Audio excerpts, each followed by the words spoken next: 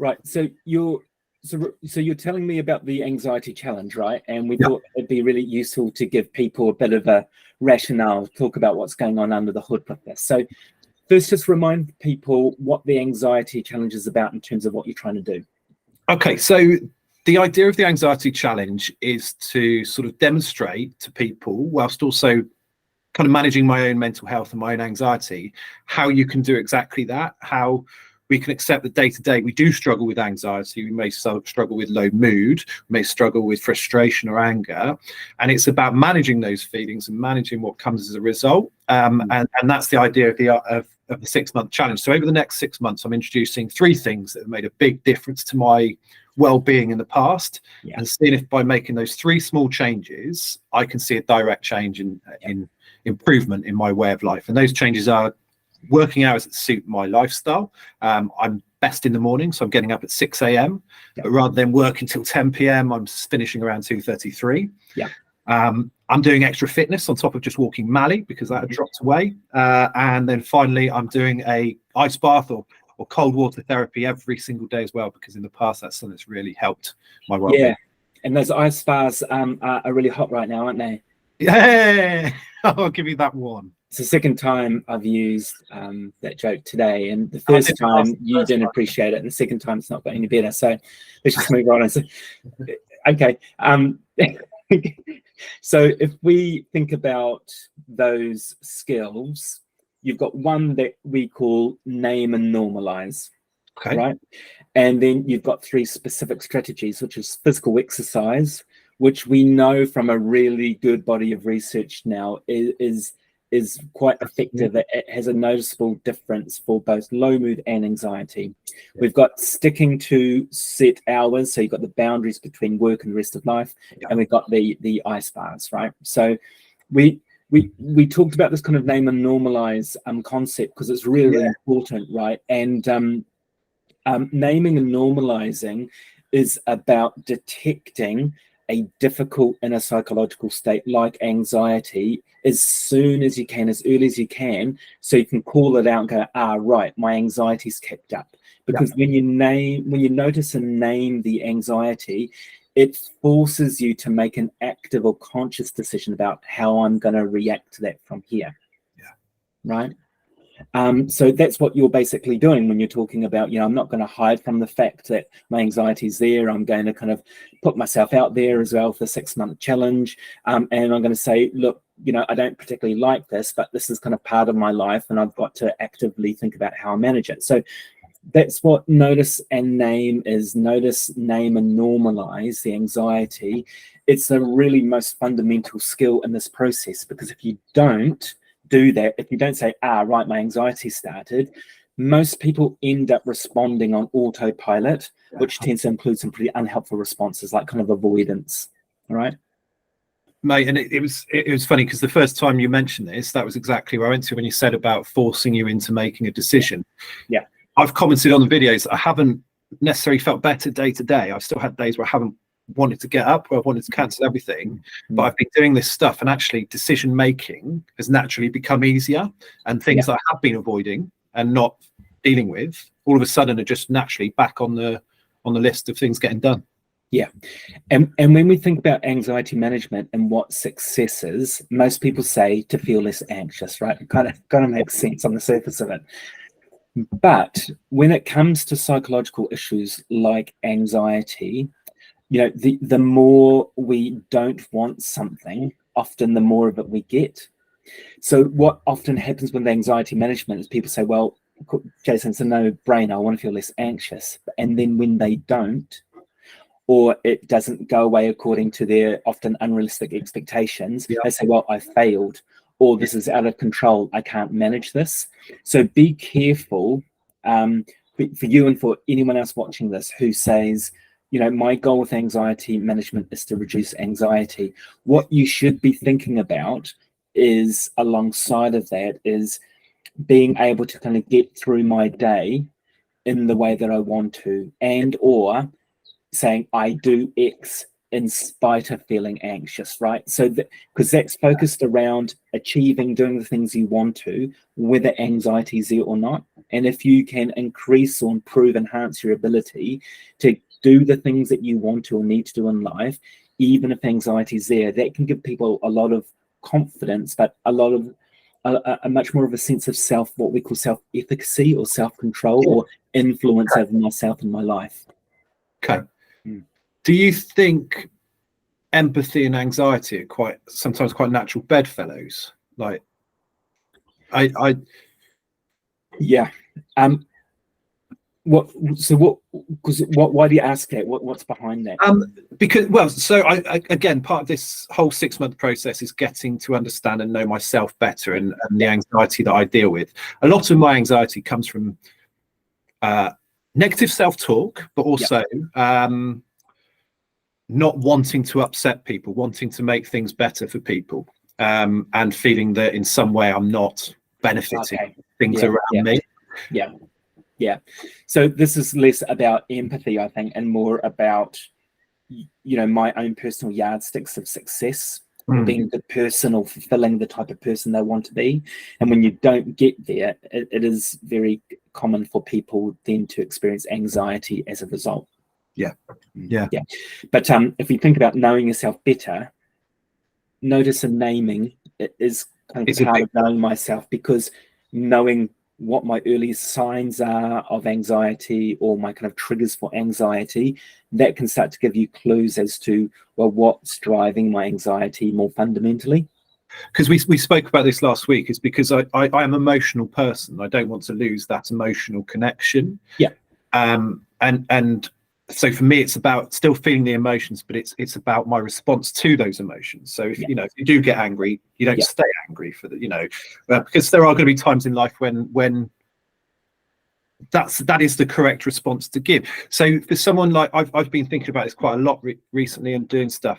For someone who's just starting to ask themselves, like, to name and normalize, where do you start with that? Because not many people are going to go out and open up a YouTube channel and sit in a nice bath. So where do you start with, like, noticing, name and normalize?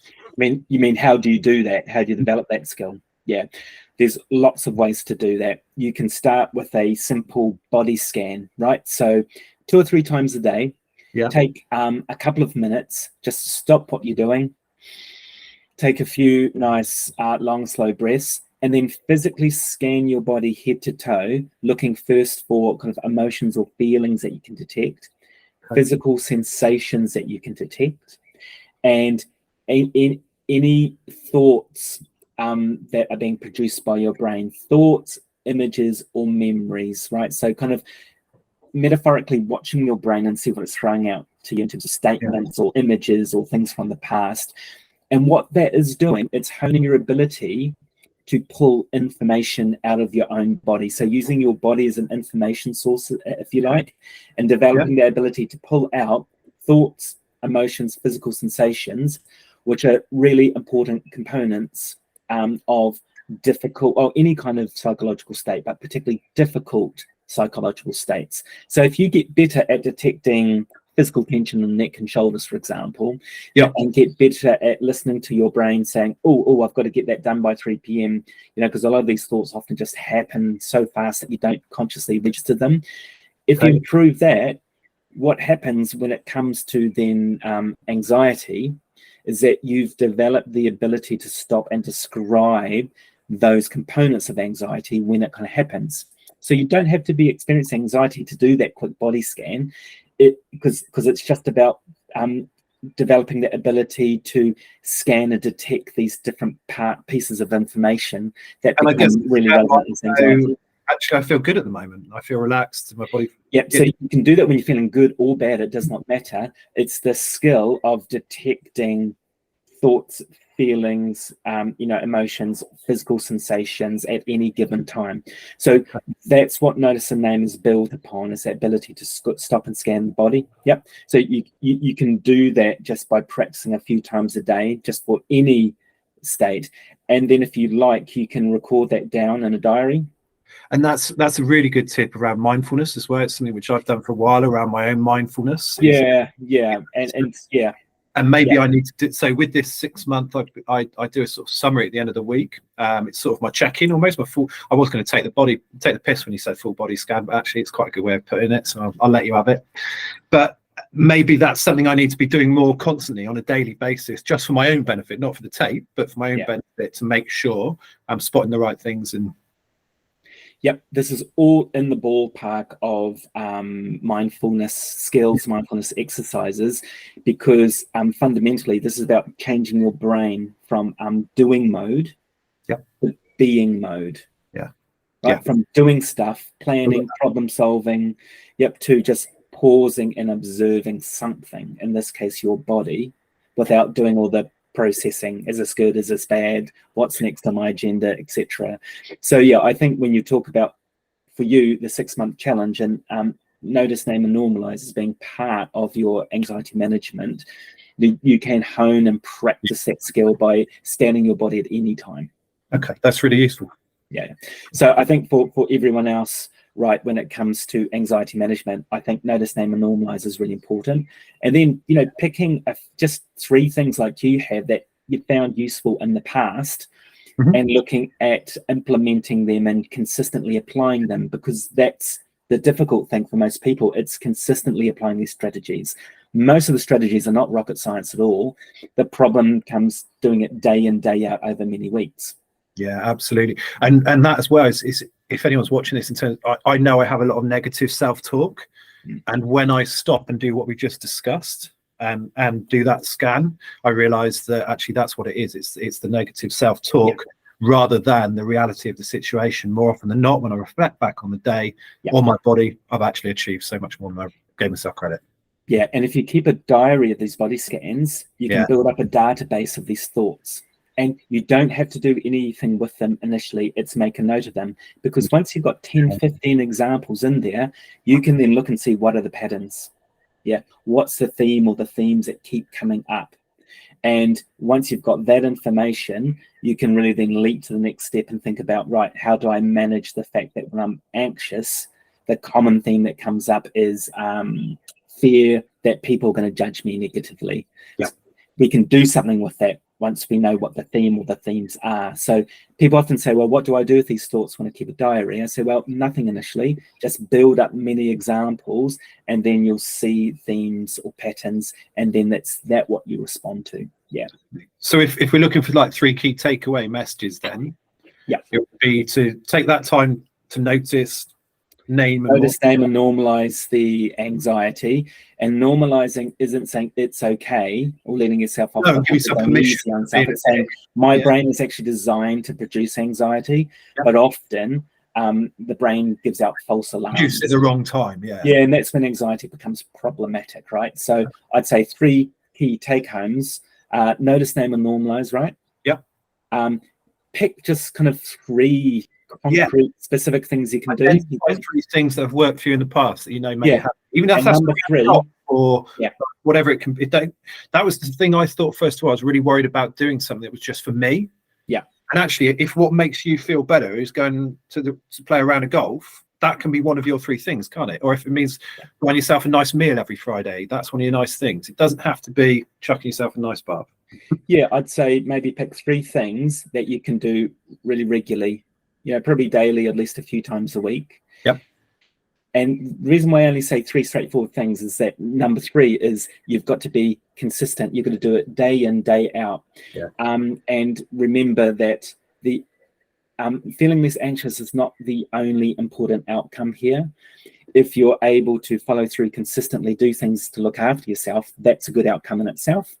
Or if you can more consistently do things despite the anxiety, that's another good outcome as well. So it's not just anxiety reduction. Often you'll get that anyway over time, but not necessarily in the short run. And as I said, it's not necessarily the only positive to take from an anxiety management program. I know it sounds a bit counterintuitive, but actually, there's other important things to develop alongside feeling less anxious.